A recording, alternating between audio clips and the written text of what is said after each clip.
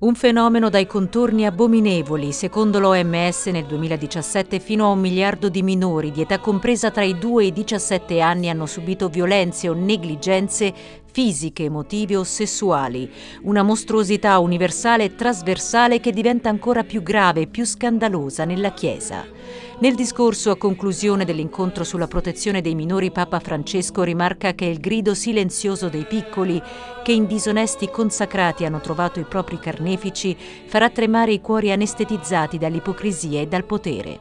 Ecco perché nella Chiesa attualmente è cresciuta la consapevolezza di dover non solo cercare di arginare gli abusi gravissimi con misure disciplinari e processi civili e canonici, ma anche affrontare con decisione il fenomeno sia all'interno sia all'esterno della Chiesa. Essa si sente chiamata a combattere questo male che tocca il centro della sua missione, cioè annunciare il Vangelo ai piccoli e proteggerli dai lupi voraci. Il pontefice riconosce nella rabbia giustificata della gente il riflesso dell'ira di Dio, tradito e schiaffeggiato, e vede chiaramente la mano del male che non risparmia neanche l'innocenza dei bambini, condannati anche a essere bambini soldato, minori prostituiti, piccole vittime del commercio di organi umani.